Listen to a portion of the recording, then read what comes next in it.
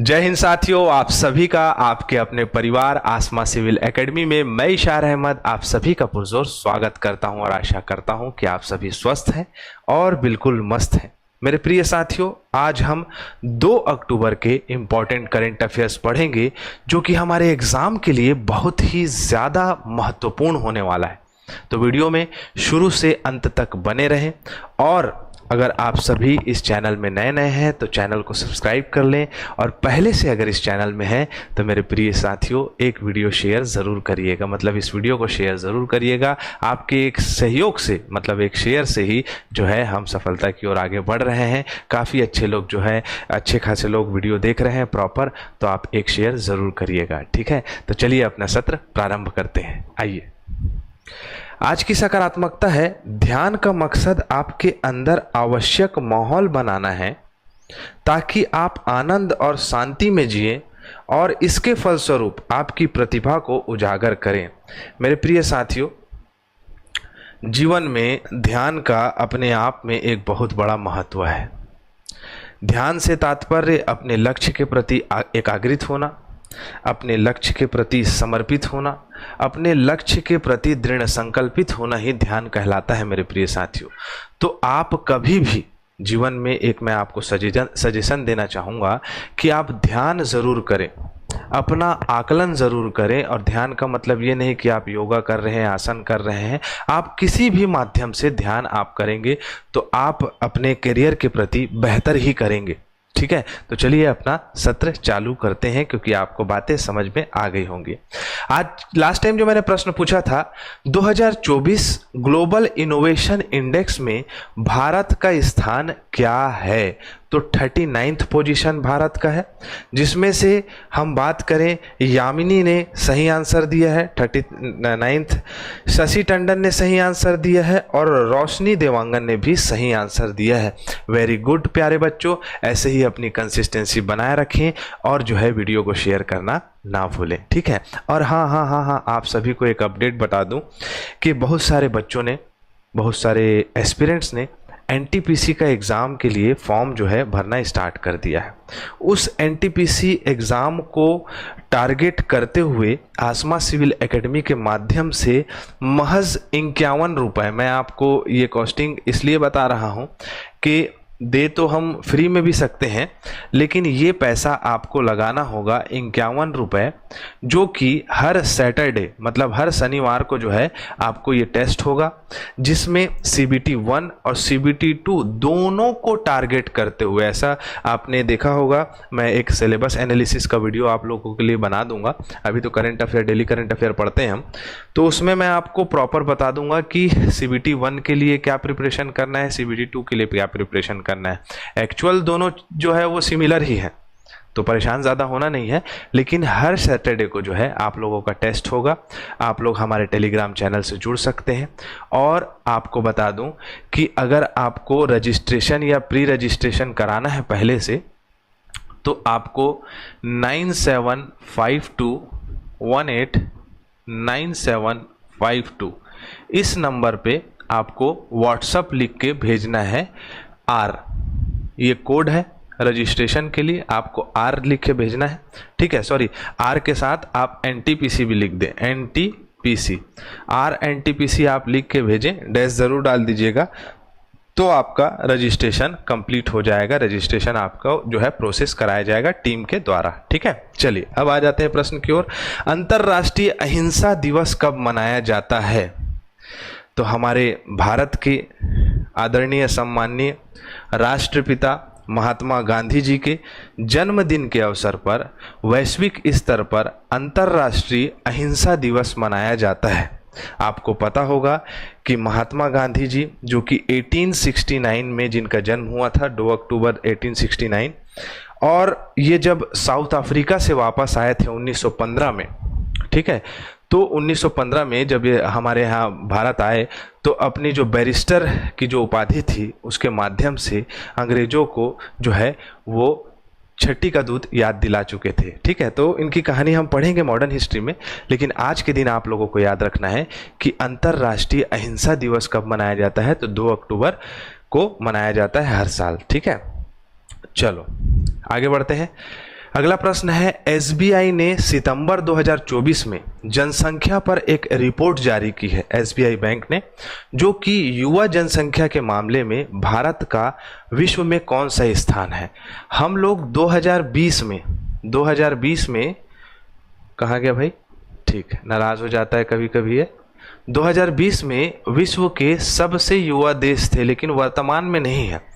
वर्तमान में हम चौथे स्थान में आ चुके हैं वैश्विक स्तर में, जिसको एसबीआई ने जो है आपका क्या किया है, प्रेषित किया है। लेकिन एनएसओ की रिपोर्ट जो आएगी, जिसको हम जनसंख्या के रूप में पढ़ते हैं, 2011 की जनगणना के रूप में जिसको पढ़ते हैं, उसमें अलग रिपोर्ट आ सकती है। लेकिन एसबीआई ने, स्टेट बैंक ऑफ इंडिया ने बताया है कि भारत जो है वो चौथे स्थान में है। पहले नंबर में है नाइजीरिया, दूसरे नंबर में है फिलीपींस और तीसरे नंबर में है बांग्लादेश, और चौथे नंबर में स्थान आता है हमारे भारत का। अगर हम बात करें भारत में आबादी के दृष्टिकोण से, तो युवाओं की संख्या 2024 में औसत आयु 28-29 वर्ष है। मतलब अगर ओवरऑल पूरी जनसंख्या का औसत निकाले तो आपका 28 से 29 वर्ष है। 2021 में 24 वर्ष था, और मैंने बताया 2020 में सबसे युवा देश था। ठीक है, वैसे ही बुजुर्गों की आबादी की बात करें तो महज 2% जो है बढ़ोतरी होगी 2024 में। ठीक है, 60 वर्ष से अधिक आयु के लोगों को क्या कहा जाता है, बुजुर्ग कहा जाता है। 2011 में 8.6% था। ठीक है, वो अभी 10.7% है, जो कि महज 2011 में 8.6% था। तो बुजुर्गों के उसमें क्राइटेरिया में तो कम ही है, लेकिन युवा हो चुका है भारत, है ना, चौथे नंबर में है। और आप लोगों को मैं बता दूं, जब हम पढ़ते हैं जनसंख्या, जब हम पढ़ते हैं आपका भारतीय भूगोल का प्रॉपर एक सेगमेंट है जिसमें हम जनसंख्या के रूप में पढ़ा जाता है, तो उसमें जो जन क्षेत्र है उसके बारे में जब हम अध्ययन करते हैं तो ये जानते हैं कि आज फ्रांस है, इटली है, यूरोप है, अमेरिका है, ये जितने भी विकसित देश हैं, उनके विकसित होने का कारण जो है वो उस देश के युवा पर निर्भर करता है। जब जब वो सबसे युवा स्थिति में आए हैं तब तब वो देश तरक्की किया है। लेकिन कभी कभी हमें ये देखने को मिलता है कि हम कुछ भावनाओं में या कुछ आडंबर में फंस के जो है अपनी युवा अवस्था को ख़राब करते हैं और देश की उन्नति में कम दम लगाते हैं या कम बल लगाते हैं। उस वजह से कहीं ना कहीं हम 2020 से अब 2024 आ गया है तो थोड़े पिछड़े हुए हैं, जिसके कारण कार्यशील जनसंख्या का भी एक योगदान है, जो कि हम जनसांख्यिकी में पढ़ेंगे। भूगोल का हमारा सेगमेंट है। तो आपको ये याद रखना है कि किसी भी देश की अगर युवा वर्ग जो है वो ज़्यादा है तो उस देश का उत्थान होता है, हमेशा ये देखा गया है ऐतिहासिक दृष्टिकोण से।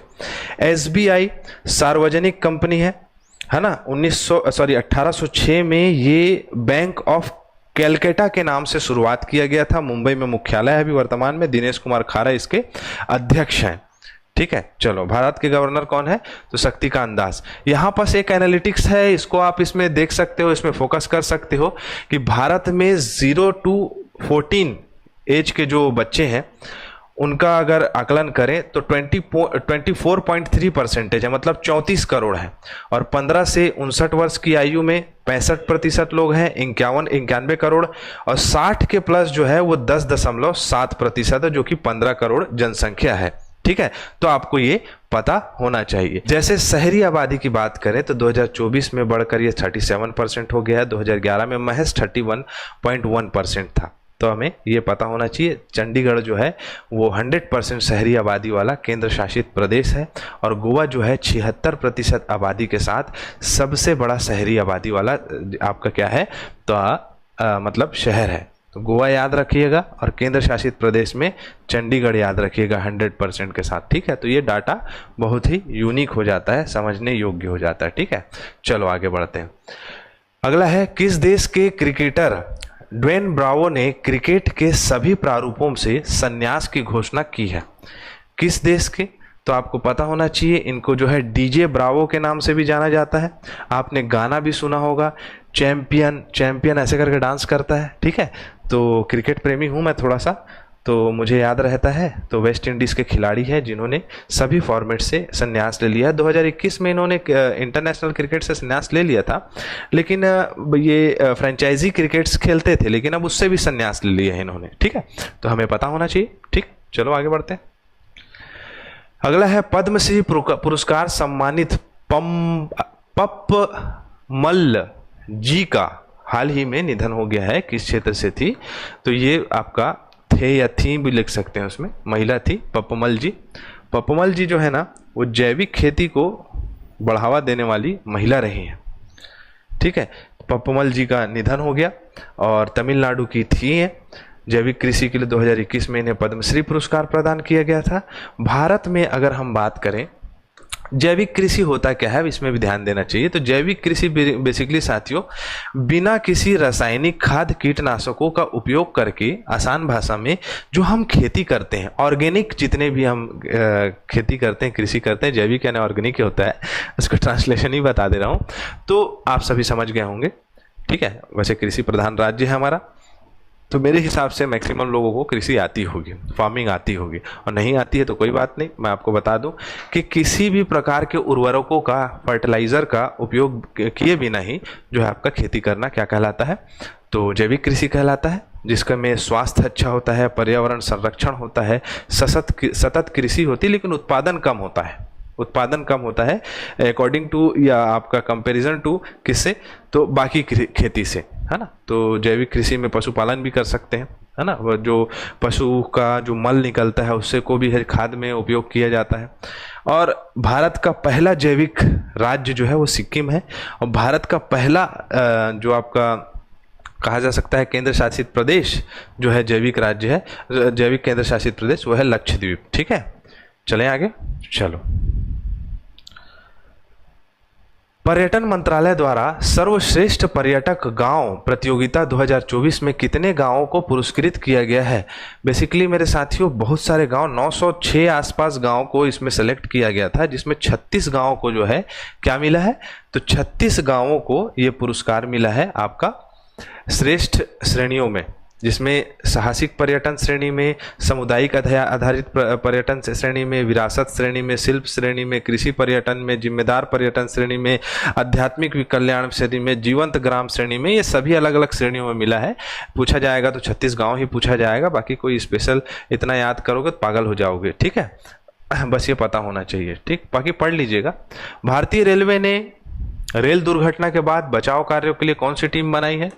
अब इतनी रेल दुर्घटनाएं हो रही हैं भारत देश में, तो इसके लिए जो है आपका रेलवे गार्ड दस्ता या रेलवे गार्ड स्क्वाड जो है बनाया है। बेसिकली इसमें आरपीएफ के लोग काम करेंगे, आरपीएफ के जितने जवान रहेंगे उनको इसमें लगाया जाएगा, उनको प्रॉपर ट्रेनिंग दी जाएगी, और प्रॉपर ट्रेनिंग के बाद जो है, जैसे कि हमारे यहाँ की रेल सुविधा जो है, हम देखें तो पहाड़ों के बीच से, गुफाओं के बीच से, इन सभी जगह से ले जाया जाता है ट्रेन को। दुर्घटनाएं होना स्वाभाविक है, तो उन सभी के लिए ये आरपीएफ जो स्क्वाड रहेगा, या जो आपका रेल गार्ड स्क्वाड रहेगा, वो प्रॉपर इसमें काम करेगा। ठीक है, टोटल कितने रेलवे जोन है भारत में? तो 19 है।